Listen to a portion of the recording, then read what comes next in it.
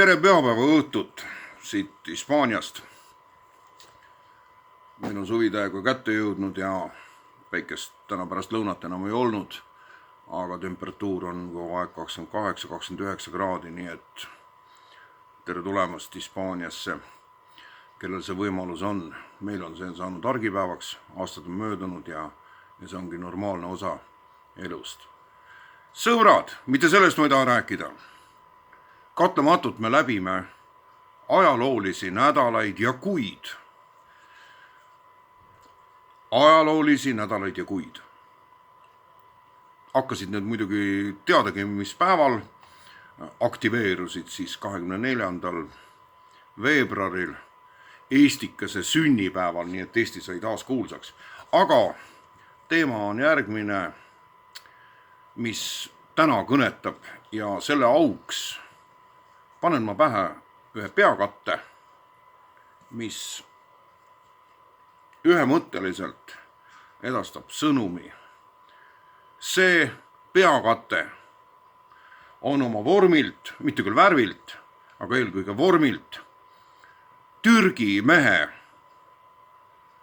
peakate. Nii on see klassikaliselt olnud. Nad kannavad seal mägipiirkondades ja nii-öelda maapiirkondades siit saadik. Nii et see on Türgi peakate.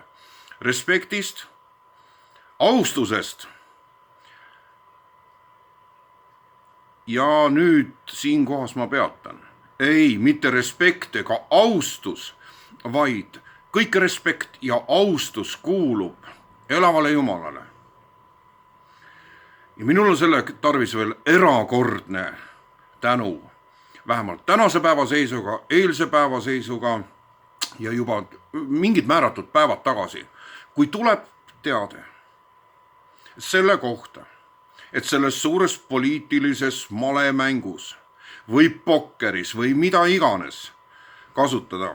No kasutatakse küll enam male, mina kasutan paralleelselt ka pokkerit. Olgu, et ega ma pokkerit mängida ei oska. Aga ma tean pokkeri olemust ja neid põhipostulaati printsiipe ma tunnen muidugi. Jääme siis male piiresse. Metafooriks male. Suur poliitiline malemäng, kus ühel pool on mustad ja teisel pool valged malendid. Ja määratud päevad tagasi, kui mitmed miljonid inimesed asukohariikides, ma pean silmas soomlasi, endid, mõtlemisvõimelisi rootslasi, eestlasi ja neid rahvaid, kes selles regioonis tajuvad nende poliitmale mängu olemusi. Kui see suur hulk inimesi, no ikka neid on miljoneid, kui need kõik kokku lüüa, siis see, keda see eluliselt puudutab selles regioonis, Rootsi 9, Soome 6 miljonit, Eesti alla miljoni, kaasa arvatud ka Läti ja ühesõnaga piirdume sellega.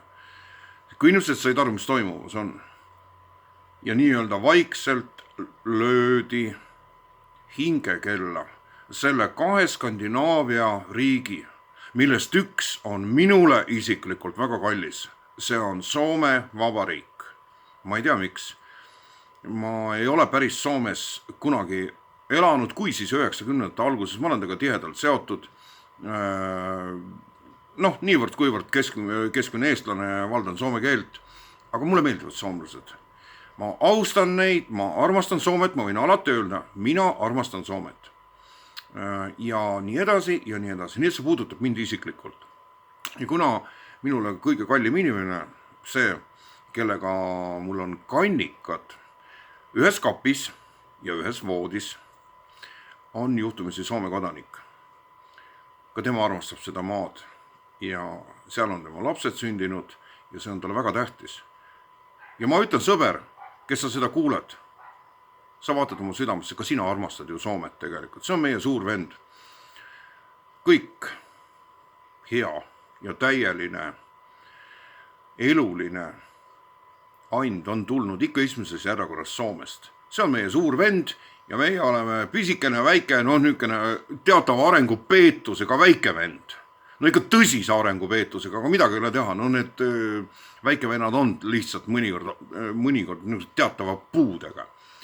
Meie suur, kaine, tark vend ja tema ümber on tõmbus silmus, kus kohas pärast 80 aastast ülieeskujulikku, üliosavat, ülitarka, jumalast juhitud poliitikat oma veel suurema venna Vene karuga, kellega neil on 1400 kilomeetrine maapiir. Nende suur pruun karu, nende suur vend, sest piirialadel uued põlvkonnad on peale kasvanud ja ma ikka Soome mentaalsust tean. Eks nad pobisevad nina ette muidugi, et pärkelehed rüssad, ta on niisugune rüssan tüüle ja nii edasi. No ega meil on samamoodi, niisugune pobin käib, niisugune vene värk ja niimoodi. Aga piirialadel, mõlemal pool, inimesed tegelikult on, see uus põlvkond, nad on sellega harjunud, et tegelikult on õudselt palju on kasu. Mõlemile poolele on teine teisest kasu. Inimlikul tasandil, oma isikliku rahakoti tasandil ja nii edasi, nii edasi. Päris hästi on hakkama saadud. Mitte mingit kriise pole olnud. Ja ma tõesti räägin, ma ikka tunnen seda Soome olus, ei ole mitte mingit kriisi kunagi olnud. See on teise maailmasõja järel, siis vastalt see liin jookseb, seda öeldakse, see on Paasikivi, Kekkoneni, Koivisto liin. Nad on ühtlaselt ajanud ülitarka poliitikat, siis Nõukogude Liiduga, selle kommunistliku, sotsialistliku totalitaarsüsteemiga. On aetud ülitarka poliitikat, see on alati lihtsalt nagu moktölakil vaatad ja mõtled, miks ei valda seda meie valitsused. Nüüd, kui meil on iseseisvus, miks nad ei valda seda, miks nad on sellised, aga see selleks. Soome kohale tõusid väga mustad pilved, kui ootamatult kiirelt oli siis ees kiire, vabatahtlik, sunniviisiline liitumine NATO-ga. Ehk sõjalise blokiga, kus kohas sa kõik selle sõjalise klubi väiksemad liikmed on tegelikult nagu sõdurid. Neile antakse käsk, mida tuleb teha. Ohvitseride poolt. NATO-s on vist teadupoolest 28 riiki peab olema. Ja selline riik nagu Soome on lihtsõduri tasemel. Rootsi kaasa arvatud. Rootsist ma eriti ei räägi, sest ma Rootsit väga ei armasta. Nagu keskmine soomlanegi muide. Ei armasta väga Rootsit. Neil ei ole sellist niisugust nagu tunnet. Keskmine soomlane ei taha midagi Rootsist kuulda. Povis on umbes niimoodi nagu meie eestlased. Ega me nüüd ikka pisarad ei vala Läti pärast. Need on meie lõunanaabrid, aga oleme ausad. Keegi nüüd nii väga ei nuta vaene Läti ja sinna need on meie naabrid, aga meil ei ole keelelist ühendust number 1. Just läbilõikes keskmine eestlane ei saa peale salde jumpsi mitte ühtegi sõna läti keelest aru. Lätlased loomulikult ei saa mitte sõnagi eesti keelest aru. See määrab ka üht koma teist. Sama on siis Soome-Rootsi liinil. See nii, ei ole niisugust suurt armastust. Respekt ja austus on suures osas tegelikult meie vahel. Nad teavad, et eestlased on parad tobedikud, aga neid tuleb ju aidata. Nad on ju nii topskid. Ja nii on see olnud. Nii on läinud see 2 inimpõlve järjest. Ja nii see on. Ja nüüd see olukord, mis siis kujunes, ilma igasuguse rahvareferendumit, arutamata üldse, et kas rahvareferendum, mis peaks olema sellises küsimuses, iseenesest mõistetav. Ei, kuna me oleme sisenenud täiesti hullu selle Armageddoni eelsesse perioodi, siis siin ei ole enam demokraatiat, sõber, saa aru, demokraatia on sõimusõna. See on sama, tegelikult on see asja õiguslikult sama hea, kui kirikus minna ja karjuda ja öelda kuradi kurat. Kirikus, sakraalhoones, täpselt samamoodi on sama võrdum on see, kui rääkida praegu veel mingist demokraatiast, seda ei ole ammu enam. Mitte mingit demokraatiat ei ole, see on fašistlik hunta. Aga see hunta on nii laiali hajunud, et siin ei ole selgelt, väga lihtne oli ajaloo nende selles sõlmpunktis. Teise maailmasõja künnisel oli väga selged reljeefid olid välja kujunenud. Ja väga selgelt oli võimalik määratleda Natsi-Saksamaad ja kolmandat reichi ja kõige olemas. Aga praegu on see fašism on laiali hajunud. Tema juured on väga palju erinevates kohtades laiali, aga mitte mingit demokraatiat ei ole. Null. Kui üldse mingit demokraatia viimased ilmingud olid, siis need olid juhuslikult seal, sellel õudsal Venemaal. Seal, nüüd on täna, on seal ka tõmmatud. Loomulikult selles olukorras on tõmmatud korralikult pidurit ja Venemaal on ka nüüd demokraatia, sõnavabadus ja kõik need tunnusmärgid on kõvasti tagasi tõmmatud, aga see on loomulik. Aga kuni nende sündmusteni oli Venemaal, vaat siit saadik seda demokraatiat.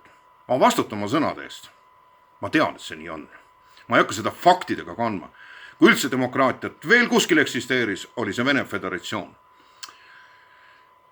Nii, miks on mul peas siis see Türgi mehe rahvuslik mütsikene? Sellepärast, et selles poliitmale mängu käigus, ja see on väga pikk story, see on väga saladuslik, tõmbas pidurit Soome ja Rootsi liitumisele selle jubeda klubiga nimega NATO. Türgi vabariigi president Recep Erdogan. See iseenesest väga sugestiivse ja kurja pilguga mees, kes meenutab natukene Saddam Husseini, natukene Stalinit. Ma ei tea, palju Eesti nii-öelda peavoolumeedia seda edastab. Ülejäänud maailma meedias. Ja no loomulikult eelkõige muidugi selles nii-öelda pro-Russia ehk ja sõltumatus meedias sellel pühendatakse tohutult palju ruumi. Poliitmale raames on tõmmanud Türgi president, kes on NATO klubi väga tõsine mängija. Türgi ei ole selles klubis mitte lihtsõduri tasemel. Nad on enim relvastunud mingitel, ju Allah on neile siis ilmutanud, et tuleb relvastuda. NATO liikmesriigina on nad ühel kõrgemal tasemel, vahet ei ole, ma ei ole sõjaline spetsialist, ma ei viitsigi neid pähe tampida, aga ta on üks juhtivatest NATO riikidest, tohutu võimas relvastus, tohutu hulk on võimalik püssi alla saada nii-öelda rea koosseisu. Neil oli vist niimoodi, et kui vaja on, siis nemad panevad mängleva kergusega paar miljonit meest panevad püsside alla. Neil on tugev laevastik ja nii edasi ja nii edasi. Nad on tõsised tegijad. Nad on suurmängijad selles klubis. Ja Erdogan ütles ei. Ja selle klubi, nagu enamike klubide muideks, ka niisuguste väikses mastaabis klubide üheks peamiseks printsiibiks on see, et mingite niisuguste meeste klubidega saab liituda uustulijana isik, antud juhul praegu on jutt NATOst, 2 riigist, kes oleks siis nüüd liitumas, peavad nõusoleku andma absoluutselt kõik klubi liikmed. Erdogan teatas, mina või meie siis vastavalt Türgi riik ei ole sellega nõus. Ja see ei olnud mitte niimoodi, et no me ei ole väga nõus ikka nii. Teatas, me ei ole nõus sellega ja punkt. Soome ja Rootsi võivad oma delegatsioonid isegi Ankarasse mitte saata. Me ei võta neid vastu, meil ei ole mitte midagi nagu rääkida. Neil on põhjuseks mingi kaudne põhjus, see ei mängi üldse mingit rolli. See on mingi Kurdistan, mingi kurdi töölispartei, mingi terroristlik organisatsioonid, värgid. Türklastel on täiesti kindel veendumus, et Soomet Rootsit ei võtta, kuna need on neid kurde võtnud. Mul on täiesti jumalast suva ja sul on ka see muide täiesti suva. Ma ütlen sulle seda, et sa ei ole elus ühtegi kurdi näinud isegi. Sa tead ainult nii palju, kui uudistest jookseb läbi, et need on mingisugusel kujul pool türklased, pool süürlased elavad seal kuskil mägedes. See üldse ei puutu asjasse. Jumal hoidku neid ja las need kurdid ajavad omi asju. See on tühisuste tühisus. Pane nüüd tähele, siin ongi see fenomen. See on tühisuste tühisus. Mina isiklikult ei ole ka ühtegi kurdi näinud ja tundnud. Ma tean, et nad on kuskil eksisteerivad, vaatan mingid uudised kuskil kohas. Neil ei ole oma riiki, neil mingisugune hõim see on kuskil. Türklastel on nendega midagi saagida. Ja Soome ja Rootsi muidugi, need, kes peavad iga asja peale, nemad peavad reageerima. Nemad peavad reageerima, neil läheb õudselt korda, mis on kuskil Aafrikas, midagi juhtub. Ma ei tea, kes neile neid hulle ideid pähe annab, eks ju. Ja nemad on siis kohe, et tulge kõik, me toidame ja katame ja bla bla bla ja kõik võetakse vastu, aga neid kurde on sinna Soome ja Rootsi saabunud, ei tea palju, kas 200 või 1000. Ja türklastel käib see raskelt pinda ja siis oli seal veel mingid põhjused. Peatati Soome ja Rootsi liitumissoov ja selle stoppas Erdogan. Vaata selle Erdoganile korralikult silma. Kas see mees meenutab meest, kes määratud päevade pärast muudab meelt? See on egomaniak. See mees ei muuda meelt. Ja teine asi, mis on vähesteni jõudnud. Ta on moslem. Ta on usklik mees. Suurriiki juhtides, ja see on nüüd omaette teema juba, ja ma seda ei tahaks palju pühendada, ta peab laveerima kogu aeg. Laveerima siis nüüd selle suurriigi, kus elab väga palju inimesi, ma peast ei oska praegu öelda, kas neid on 60 miljonit või 40 miljonit või 80 miljonit. Pigem 80. See on väga suur riik, vana sügava kultuuriga ja hästi põnev riik. Need on hästi põnevad inimesed. See on huvitav riik on Türgi. Ja ta peab laveerima seal kohe vahel. See on islamiriik, kus kohas on ka au sees nii-öelda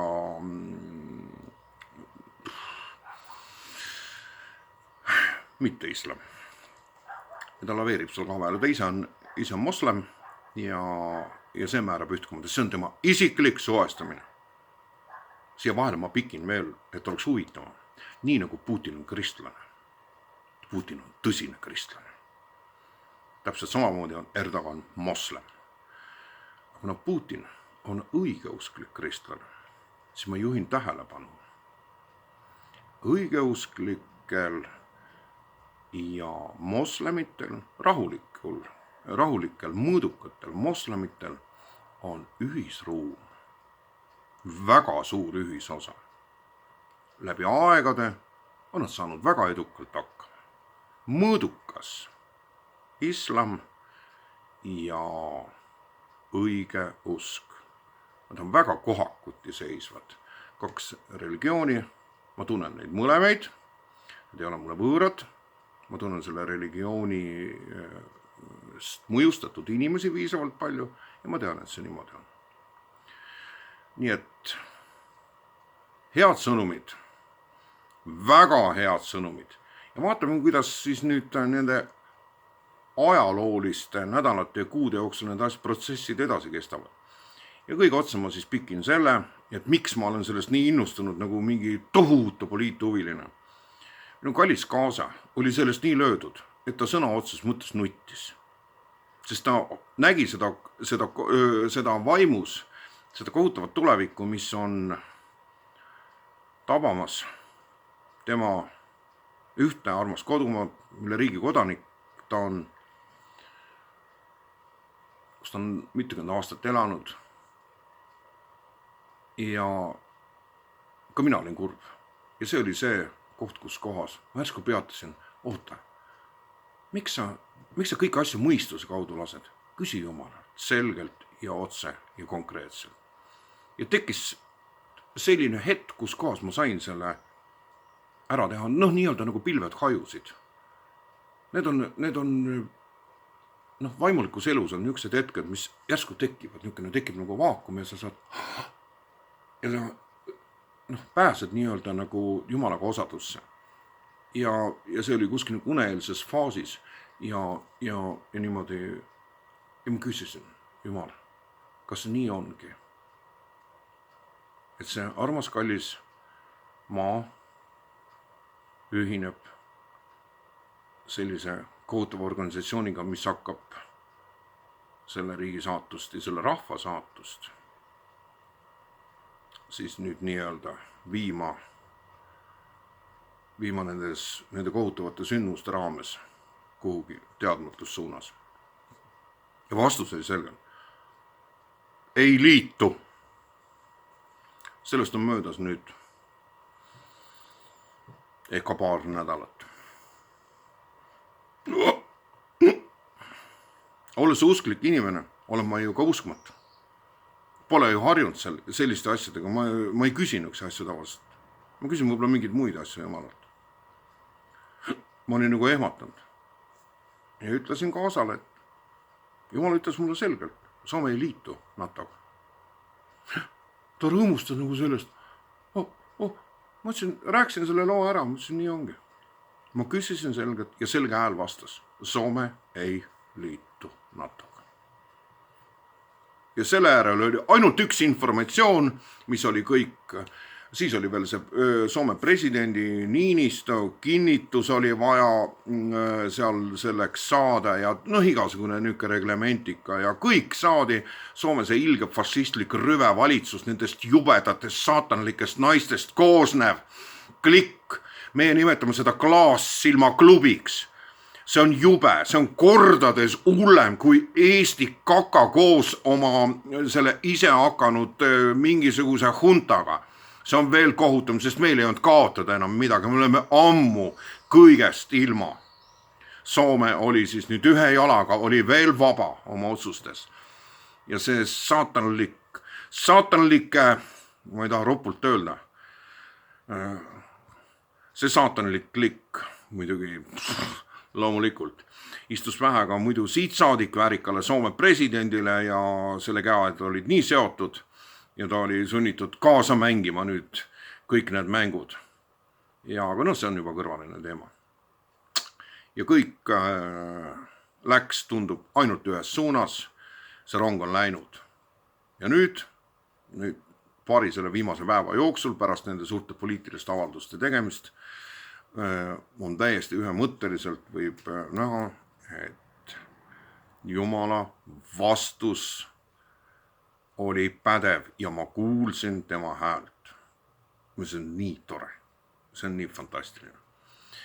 Et kui on keerulised olukorrad elus, mis puudutavad ennast, aga teinekord ka mitte iseennast, tegelikult puudutavad kõik asjad meid, siis on põhjus proovida, küsida Jumalalt vaikselt oma südames olulisi küsimusi.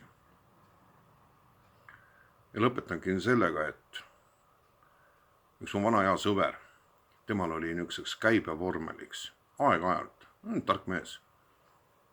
Ja ta ütles vaikse häälega, küsige õigeid küsimusi. Head õhtut ja kuulmisele.